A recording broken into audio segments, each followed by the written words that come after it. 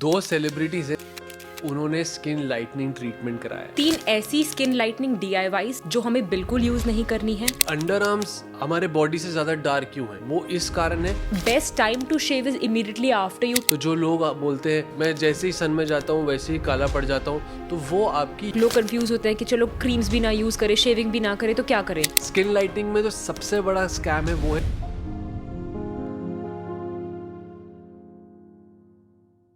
Research बताती है कि 71% इंडियंस अपनी लाइफ में एक बार स्किन लाइटनिंग क्रीम इस्तेमाल करते हैं। जितनी बड़ी स्किन केयर मार्केट है हमारे देश में, उसमें से 61% is that of fairness creams. As a dermatologist मेरे पास कई पेशेंट्स आते हैं, गर्ल्स, बॉयज़, उनके पेरेंट्स, जो काफ़ी एंथुजियास्टिक होते हैं इन स्किन लाइटनिंग या स्किन वाइटनिंग ट्रीटमेंट्स को लेकर। क्या हमें स्किन लाइटनिंग करनी चाहिए?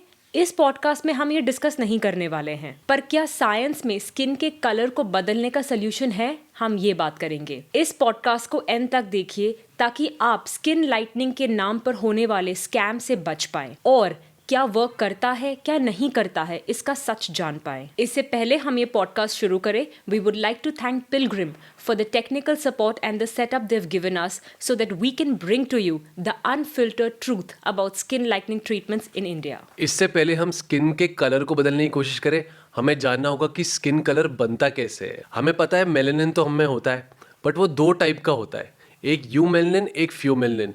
यू मेलेनिन डार्कर मेलेनिन होता है जो कि हम इंडियंस में होता है। फ्यू मेलेनिन लाइटर मेलेनिन होता है जो कि यूरोपियंस और अमेरिकन पॉपुलेशन में होता है। तो जो आपका यू मेलेनिन और फ्यू मेलेनिन का रेशो है उस पर डिपेंड करता है कि आपका स्किन कलर कैसा होगा। इसके अलावा हमारे स्किन के अंदर मेलानोसोम्स होते हैं। ये बेसिकली एक बोरी की तरह है जिसके अंदर कलर पड़ा हुआ है। जितना ज़्यादा डेंसिटी होगा इन मेलानोसोम्स का आपके कलर प्रोड्यूसिंग सेल्स के अंदर, उतना ज़्यादा आपका स्किन कलर डार्क होगा। तीसरा पॉइंट है टायरोसिनेज, जो कि मेलानिन बनने में एक वाइटल रोल प्ले करता है।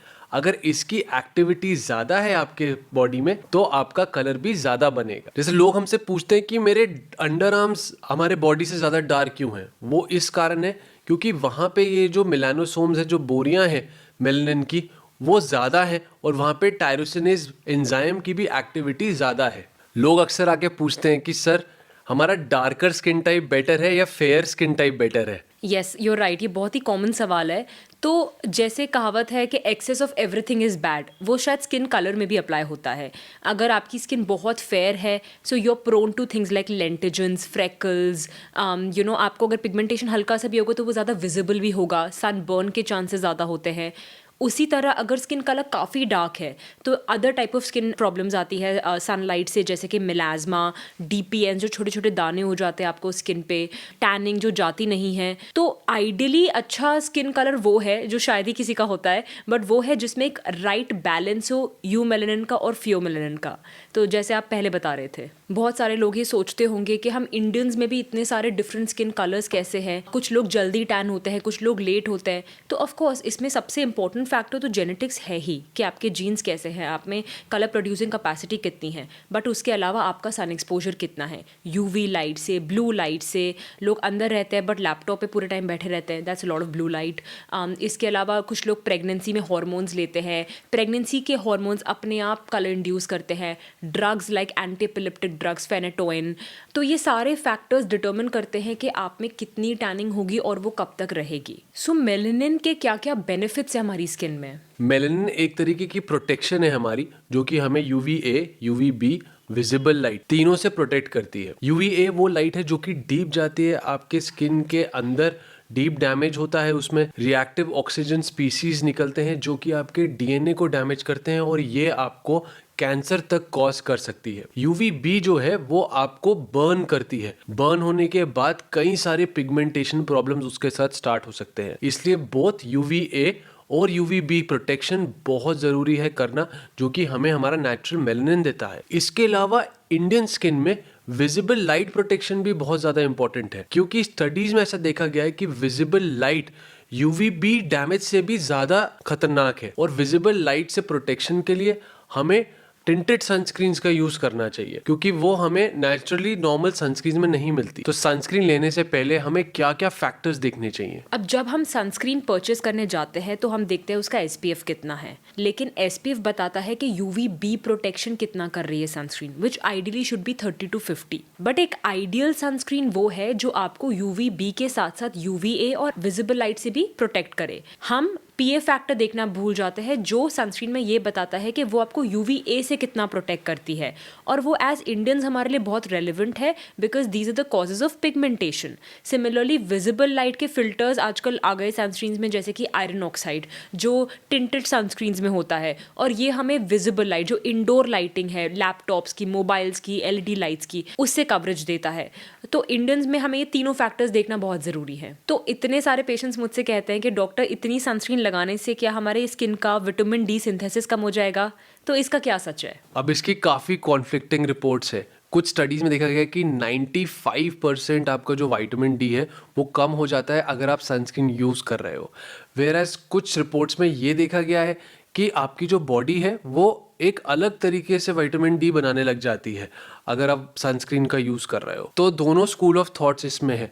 मुझे ये लगता है कि अगर आपको कोई पिगमेंट्री प्रॉब्लम है तो आपको डेफिनेटली सनस्क्रीन यूज़ करनी चाहिए और मैक्सिमम सन एक्सपोजर आपको अवॉइड करना चाहिए। अगर आपको पिगमेंट्री प्रॉब्लम नहीं है तो 15 to 20 मिनट्स का सन एक्सपोजर आप कर सकते हो पर डे। इसमें आपको इनफ विटामिन D मिल जाएगा जो कि आपके पूरे दिन के लिए काफ़ी होता है। और आप विटामिन D रिच फूड्स भी अपने डाइट में ऐड कर सकते हो। इसमें स्पिनिच, फिश और एग योक, ये सब में विटामिन D ज़्यादा होता है। अब ये तो हो गया मेलानिन का सन प्रोटेक्टिव रोल। दूसरा कारण कि मेलानिन हमारे लिए इंपॉर्टेंट है वो ये है कि वो एंटी एजिंग में भी हेल्प करता है।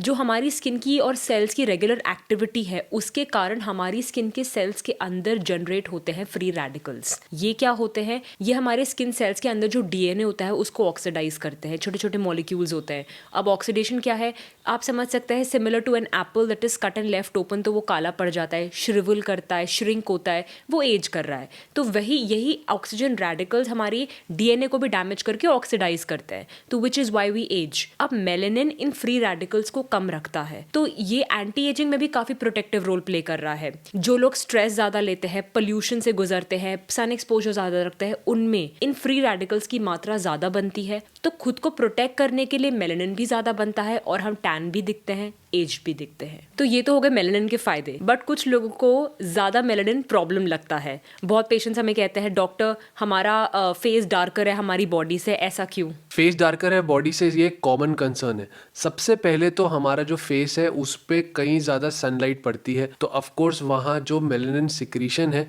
वो ज़्यादा होता है। उसके अलावा हमारे फेस के जो कलर सेल्स हैं उनके अंदर जो छोटी छोटी बोरियां होती है जिसके अंदर मेलानिन होता है, जिसको मेलानोसोम्स बोलते हैं, वो डेंसली पैक्ड होते हैं। इसके कारण वो ज़्यादा जल्दी कलर बनाते हैं आपकी नॉर्मल बॉडी के कंपैरिजन में। हार्मोनल, लाइफस्टाइल, मेडिकेशन, ये सब चीज़ें भी आपके फेस पे पहले इफेक्ट करती है, पहले आपके फेस को डार्कन करती है, क्योंकि आपके फेस की ब्लड सप्लाई ज़्यादा है आपके बाकी बॉडी पे, तो आपकी बाकी बॉडी पे इन चीज़ों का इफेक्ट लेट आता है।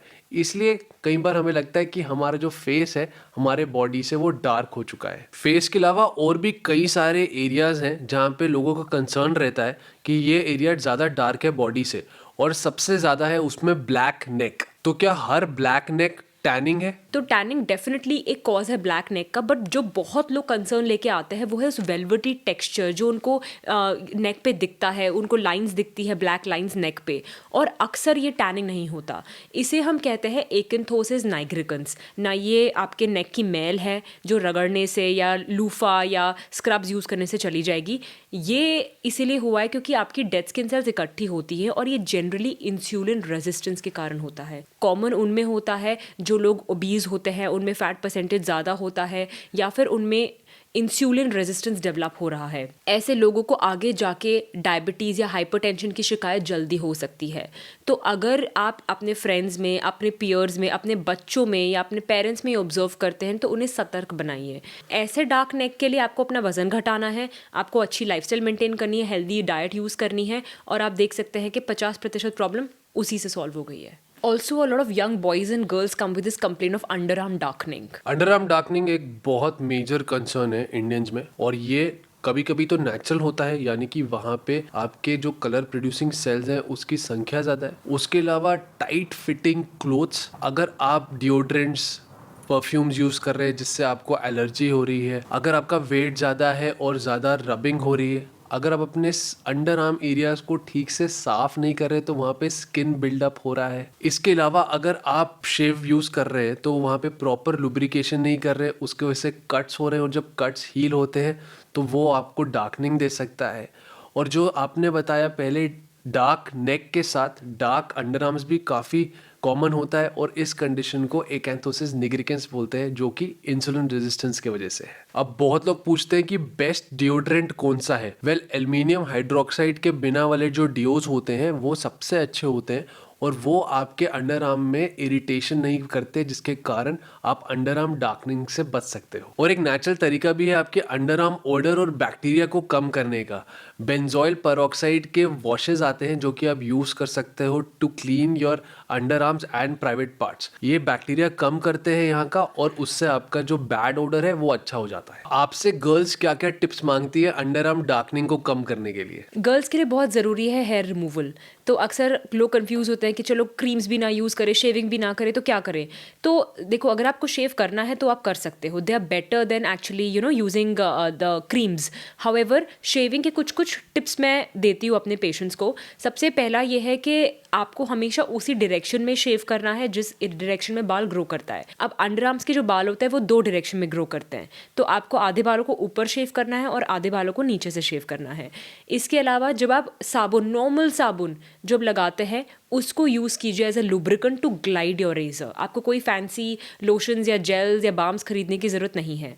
और जब आप उस एरिया को पोंछ लेते हैं, ड्राई कर लेते हैं, तो उसके बाद आप एलोवेरा या ग्लिसरीन या कोई भी हाइलोरॉनिक एसिड लाइट मॉइस्चराइजर लगा के उसे सूद कर सकते हैं, आइस लगा सकते हैं। इसके अलावा जो रेजर्स आप यूज़ कर रहे हैं वो जितनी शार्प होगी उतनी एक्चुअली इंजुरी के चांसेस कम होते हैं। ब्लंट रेजर जो होती है वो घिस घिस के चलती है और इंजुरी बढ़ती है। सो 2 से 3 बार शेव करने के बाद अपनी रेजर को बदल लीजिए। तो ये सब टिप्स मैं उन्हें देती हूँ। Best time to shave is immediately after you take bath, क्योंकि उसमें आपका हेयर सॉफ्ट रहेगा, स्किन सॉफ्ट रहेगी, तो removal is much easier, frictionless. और अगर आपको लगता है शेविंग के 2 से 3 दिन में ही मेरे बाल वापस आ जाता है, तो आप लेजर हेयर रिडक्शन के लिए ऑप्ट कर सकते हैं, क्योंकि वो एक परमानेंट ट्रीटमेंट है। परमानेंटली आपका हेयर फॉलिकल चले गया है, और बहुत लोगों की लाइफ काफ़ी हैसल फ्री हो जाती है after laser hair reduction on underarms. बहुत सारे पेशेंट्स लेकर आते हैं स्पेसिफिकली फोर आर्म्स पे और अपर बैक पे डार्कनिंग।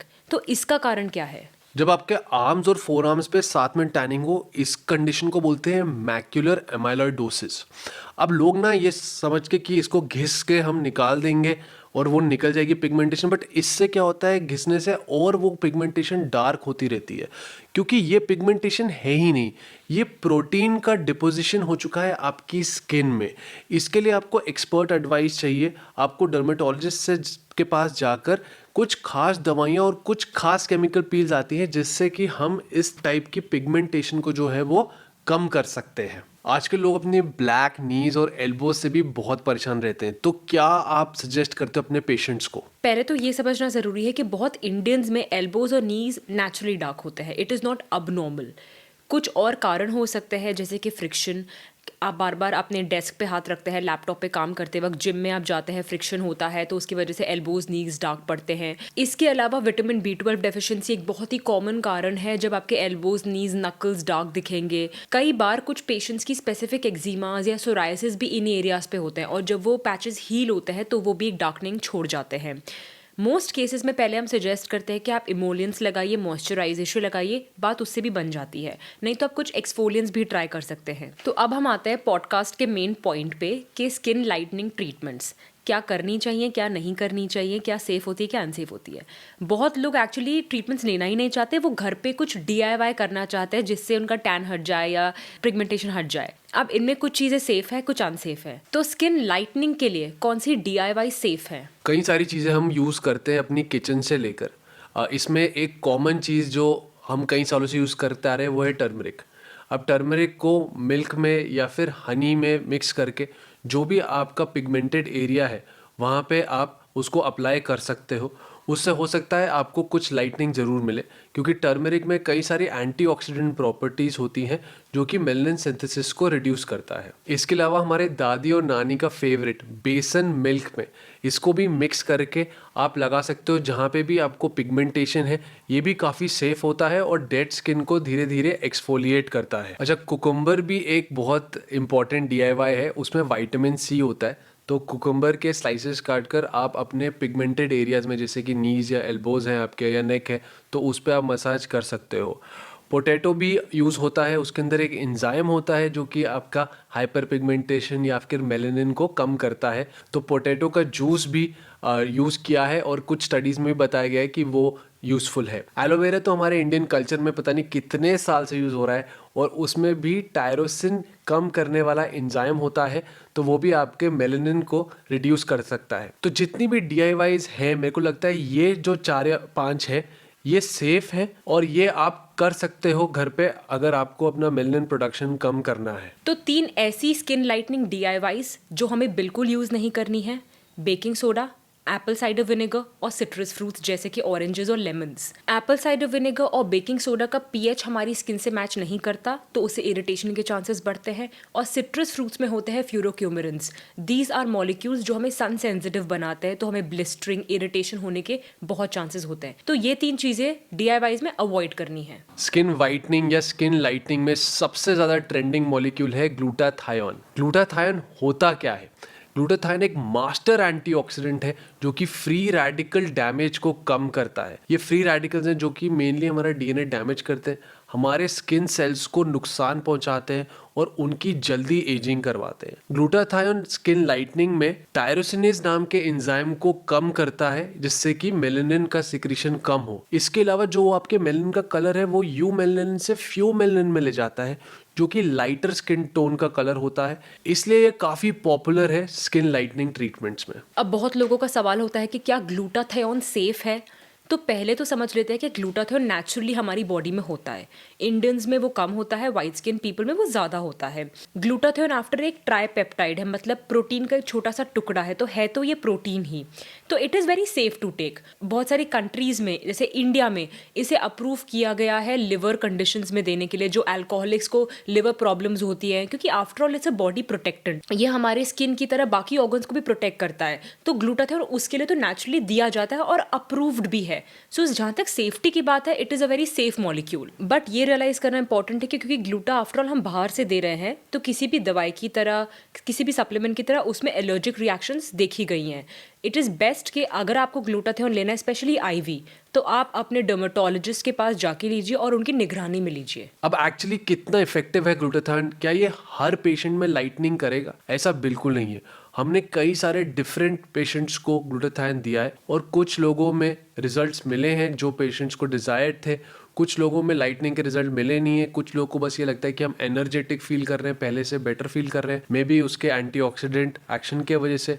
और कुछ पेशेंट्स होते हैं जो कि ग्लूटाथायोन लेने के बाद भी डिसअपॉइंटेड होते हैं। इसलिए अगर आप इस ट्रीटमेंट में जा रहे हैं तो ये आपको पहले से ही समझना होगा कि कोई भी गारंटी नहीं है कि इससे आपको अच्छे रिजल्ट्स मिलेंगे जैसा आप चाहते हो। इसके अलावा क्या वो रिजल्ट्स लॉन्ग टर्म तक रहेंगे, अभी इसके बारे में हमें कोई क्लैरिटी नहीं है, क्योंकि इतनी स्टडीज़ ग्लूटाथायोन पे आज भी नहीं हुई हैं। अब बहुत सारे पेशेंट्स ये ओरल मेडिसिन, IV ड्रग्स के चक्कर में नहीं पड़ना चाहते, तो नेचुरली वो लोग ग्लूटाथायोन कैसे ले सकते हैं? तो ग्लूटाथायोन नेचुरली हमारी बॉडी में होता है, तो हम उसे फूड इनटेक के थ्रू भी बढ़ा सकते हैं। A lot of fruits and vegetables जो रिचली कलर्ड होते हैं, उनमें एंटीऑक्सीडेंट्स होते हैं और वो ग्लूटाथायोन की मात्रा हमारी स्किन में बढ़ाते हैं, लेकिन इन्हें रॉ फॉर्म में लेना जरूरी है। तो कुकिंग से 30 to 60% एंटीऑक्सीडेंट्स डिस्ट्रॉय हो जाते हैं। अब आप क्या क्या ले सकते हैं? वेजिटेबल्स में आप ले सकते हैं बेल पेपर्स, एवोकाडोज, ब्रोकली, केल। और फ्रूट्स में आप ले सकते हैं melons, bananas, apples, oranges, mangoes. These all will increase glutathione in the body. इसके अलावा इंडियंस जो स्पाइसेस बड़ी पसंद करते हैं, तो ये भी देखा गया है, turmeric, cinnamon, cumin, cardamom, all of these also in your food will increase glutathione in the body. अच्छा, जिन चीज़ों में सेलेनियम ज़्यादा है वो लेने से भी आपका ग्लूटाथायोन बढ़ जाएगा। इसमें आते हैं sunflower seeds, oats, legume, cheese and brown rice. Also क्योंकि ग्लूटाथियोन एक प्रोटीन है, अच्छा प्रोटीन इंटेक करने से भी हमारी बॉडी में ग्लूटाथियोन आता है. टेकिंग लीन मीट और healthy form of proteins will also be beneficial for your skin. अब दो सेलिब्रिटीज हैं जिनके बारे में बहुत डिस्कशन होता है ऑनलाइन कि उन्होंने स्किन लाइटनिंग ट्रीटमेंट कराया है. उनमें से एक ने तो कंफर्म किया है कि वो पहले बहुत शूटिंग बाहर करती थी और वो सन प्रोटेक्शन का यूज़ नहीं करती थी, जिसके कारण उनका स्किन डार्क हुआ है. और उसके बाद जब उन्होंने वो सब बंद कर दिया और सन प्रोटेक्शन का यूज़ स्टार्ट कर दिया तो उनका स्किन लाइट हो गया. और मैं इस बात से बिल्कुल बिलीव करता हूँ. अगर मैं अपनी पुरानी पिक्चर्स देखूँ तो उसमें मैं ज़्यादा डार्क दिख रहा हूँ कंपेयर टू आज मैं जैसा दिखता हूँ. तो मुझे लगता है कहीं ना कहीं कैमरा, लाइटिंग, स्किन प्रोटेक्शन तीनों का रोल है जिसके वजह से आज हमारी पिक्चर्स ज़्यादा ब्राइटर आती है, ज़्यादा लाइट आती है. तो बहुत पेशेंट्स हमारे पास ये एक्सपेक्टेशन लेके आते हैं, बॉलीवुड सेलेब्स की पिक्चर्स दिखाते हैं कि देखो ये ऐसे हो गए, हमें भी ऐसा होना है. तो इस बात पे हम उन्हें जज नहीं करते. हमारा काम है उनका एक्सेस टैन हटाना, उनको जो उनकी प्रॉब्लम है वो सॉल्व करना. बट हम अपने पेशेंट्स को रियलिस्टिक एक्सपेक्टेशन देते हैं कि क्या कर सकते हैं और क्या नहीं, और क्या अटेम्प्ट करना चाहिए. स्किन लाइटनिंग क्रीम्स बहुत सारी आती है, उनमें से विटामिन सी है, kojic acid, alpha arbutin, azelaic acid, इन पे काफ़ी रिसर्च हो चुका है. ये मॉलिक्यूल्स काफ़ी सेफ़ है और लंबे समय तक यूज़ किए जा सकते हैं. और अगर आप इन्हें सेफली बट कंसिस्टेंटली यूज़ करते रहेंगे तो आपको अपनी स्किन लाइटनिंग बेनिफिट्स दिखेंगे. आपको लगेगा आपका tan, blemishes, even acne marks, ये सब कम हो रहे हैं. वैसे ही आपके डर्मेटोलॉजिस्ट आपको हाइड्रोक्विनोन नाम की एक मॉलिक्यूल दे सकते हैं जो कुछ समय के लिए सेफ है. बट इंडिया में दिक्कत यह है कि हर चीज़ ओवर द काउंटर मिल जाती है. बहुत लोग हाइड्रोक्विनोन से हुक हो जाते हैं, उन्हें लगता है इतना बढ़िया काम कर रहा है और वो ये लगाते ही रहते हैं बिना डॉक्टर के प्रिस्क्रिप्शन के, बिना उन्हें बताए. और एक टाइम के बाद तब हो जाती है स्किन में सेंसिटिविटी या प्रॉब्लम स्टार्ट. तो मेरी सलाह उन लोगों से है जो हाइड्रोक्विनोन यूज़ करते हैं कि कभी भी अपने डॉक्टर को बिना बताए मत लीजिए. उनसे पूछिए कब तक इस्तेमाल करना है और हमेशा प्रिस्क्रिप्शन पर ही ये दवाई खरीदिए. स्किन लाइटिंग में जो सबसे बड़ा स्कैम है वो है use of topical steroid.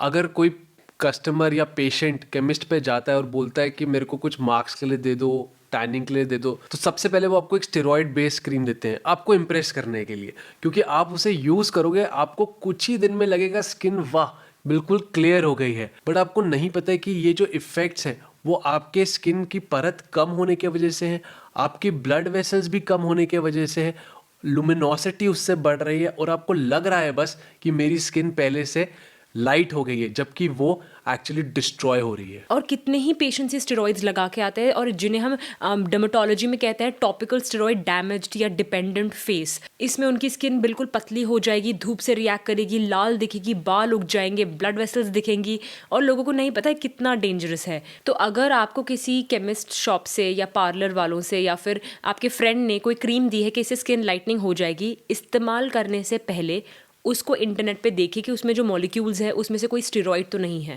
Beclomethasone, betamethasone, फ्लूसिनोलोन acetonide, क्लोबीटासोल, ये कुछ कॉमन स्टेरॉइडल क्रीम्स हैं जो कि आप आइडेंटिफाई कर सकते हैं लेबल पढ़कर. तो जब पेशेंट आपके पास आता है कि सर मुझे अपना टैन कम करना है या डार्क एरिया को लाइट करना है, तो आप क्या सजेस्ट करते हो? तो जब मेलानिन बनता है उसमें 4 पार्ट्स होते हैं. अगर उनमें से हम 2 को रोक लें तो हमारा अच्छा रिजल्ट आ सकता है. ये 4 पार्ट्स हैं: मेलानिन बनना, मेलानिन का मेलानोसोम में घुसना, उसके बाद वो मेलानिन आपकी स्किन में पहुंचना और ऑक्सीडेटिव डैमेज. तो कम से कम हम अगर 2 को रोक ले तो हम एक अच्छा स्किन लाइटनिंग या फिर डीपिगमेंटिंग इफेक्ट पेशेंट को दे सकते हैं.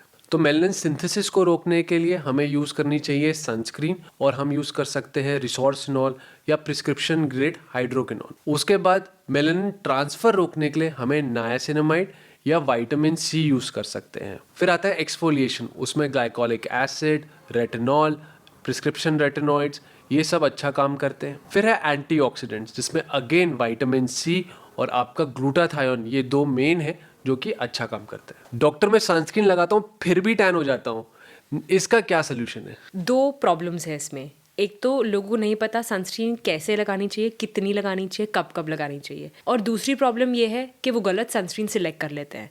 तो सनस्क्रीन सिलेक्शन पे तो हम बात कर चुके हैं। आपको देखना है SPF 30, SPF 50, आपको PA3+ या 4+ देखना है, विजिबल लाइट प्रोटेक्शन देखना है, मतलब आयरन ऑक्साइड टिंटेड सनस्क्रीन होनी चाहिए। अब लगाना कैसे है, तो अगर आपको कुछ नहीं समझ आ रहा है कितना सनस्क्रीन लगाना है, तो 2 फिंगर लेंथ एक एवरेज अमाउंट होता है जो किसी को चाहिए होता है अपने फेस को कवर करने के लिए। Don't forget to cover your ears, areas around your mouth and eyes, because यहाँ पे हम भूल जाते हैं या अवॉइड करते हैं कि आँख में चली जाएगी। ऐसा नहीं करना है। सनस्क्रीन को एक्टिवेट होने में 20 मिनट लगते हैं, तो धूप में निकलने से 20 मिनट पहले सनस्क्रीन लगानी है। ऐसा नहीं लगाया और निकल गए, उससे कोई फायदा नहीं है। सनस्क्रीन को रिपीट करना है हर 2 से 3 घंटे में, स्पेशली अगर आप बाहर धूप में हैं तो। अगर आप स्विमिंग कर रहे हैं या पानी में जा रहे हैं, पसीना आ रहा है, जिम कर रहे हैं, तो एवरी 40 to 80 मिनट्स बाद आपको सनस्क्रीन को रिपीट करना है, क्योंकि उतना ही वाटर रेजिस्टेंस वो दे पाती है। क्लिनिक में भी कुछ ट्रीटमेंट्स हैं जो कि मेलानिन सिंथेसिस को रोक सकती हैं। सबसे पहले आती है आपकी क्यू स्विच लेजर, जिसको हम लेजर टोनिंग के नाम से भी जानते हैं। क्यू स्विच लेजर जो है वो हमारे मेलानिन को ब्रेक डाउन करती है और आने वाले हफ्ते 10 दिन में कलर जो है वो क्लियर होने लगता है। क्यू स्विच लेजर हमें बार बार करवानी पड़ती है टू सी बेस्ट रिजल्ट्स, और कई बार पेशेंट पूछते हैं कब तक करवानी पड़ेगी। इसका कोई अंत नहीं है, जब तक आप उससे कराते रहोगे आपको रिजल्ट अच्छा आता रहेगा। कुछ पेशेंट में क्यू स्विच लेजर करने के बाद आप होम केयर से उस रिजल्ट्स को मेंटेन कर सकते हो। अब जो लोग स्किन लाइटनिंग के लिए लेजर्स नहीं लेना चाहते, वो simple methods of exfoliation try कर सकते हैं। क्लिनिक में हम 2 तरीके से करते हैं। One of them is chemical peels. उसमें हम डॉक्टर की गाइडेंस के अंडर एक परसेंटेज ऑफ एसिड आपकी स्किन पे लगाएंगे, जिससे आपकी डेड स्किन सेल्स जो कलर पकड़ के रख रही हैं वो हटेंगे और आपको इवेंचुअली स्किन लाइटनिंग इफेक्ट दिखेगा। 2 से 3 हफ्ते 4 हफ्ते में केमिकल पील्स लेने के बाद 3 से 6 सेटिंग्स तक लगती हैं आपको अच्छा इफेक्ट देखने में। दूसरा मेथड ऑफ एक्सफोलिएशन है मेडिकल फेशियल्स, जिसमें थोड़ा सा अलग तरीके यूज़ होते हैं मसाजिंग के, और एसिड्स यूज़ होते हैं टू एक्सफोलिएट योर स्किन। ये उन लोगों के लिए है जो और सिंपल टेक्निक्स यूज़ करना चाहते हैं और इमीडिएट डी टैनिंग चाहते हैं अपनी स्किन पे, उनके लिए मेडिकल फेशियल्स भी एक अच्छा ऑप्शन है। इसके अलावा कुछ सिंपल ट्रीटमेंट्स हैं जैसे कि मीजोथेरेपी, जिसमें कि एक ट्रानेक्समिक एसिड सोल्यूशन मीजोथेरेपी आता है जो बहुत अच्छा इफेक्ट करता है मेरे हिसाब से। फ्रीक्वेंट सेशंस ऑफ माइक्रोडर्मा एब्रेजन बहुत अच्छा इफेक्ट करता है। चाहे आप कोई भी स्किन लाइटनिंग या ब्राइटनिंग ट्रीटमेंट यूज़ कर रहे हो, 2 चीज़ें जो हमेशा आपको माइंड में रखनी है वो है आपकी एक्सपेक्टेशंस रियल होनी चाहिए, जो कि आपके डर्मेटोलॉजिस्ट आपको बेस्ट वे में दे सकते हैं, और दूसरा आपको कंसिस्टेंसी रखनी है। अगर आप ये दोनों चीज़ें फॉलो करोगे तो डेफिनेटली आपको रिजल्ट्स जो है वो अच्छे मिलेंगे और आप सेटिस्फाइड रहोगे। तो फाइनली एक अच्छी स्किन के लिए, ब्राइटेंड स्किन के लिए स्किन केयर, स्किन ट्रीटमेंट्स एक पार्ट है। उसके अलावा हेल्दी लाइफस्टाइल, जिसमें आपकी अच्छी स्लीप, अच्छी डाइटरी हैबिट्स, अच्छी एक्सरसाइज, ये सब भी होना बहुत ज़रूरी है, और इन सब के कॉम्बिनेशन से ही आप एक हेल्दी ग्लोइंग स्किन पा सकते हो। So this was the unfiltered truth of skin lightening treatment in India. With this, we have come to the end of the second episode of the Skin and Scalp Show. I hope आपको ये episode पसंद आया है। अगर आपने ऐसी कोई skin lightening treatment try की है जिसके बारे में आप हमें बताना चाहते हैं तो नीचे कमेंट सेक्शन में ज़रूर लिखिए, और अगर आपके पास कोई ऐसा खास टॉपिक है जिसके बारे में आप चाहते हैं कि हम बात करें तो डेफिनेटली वो भी आप कमेंट सेक्शन में ज़रूर लिखिए। This is doctor Ankur Sarin signing of.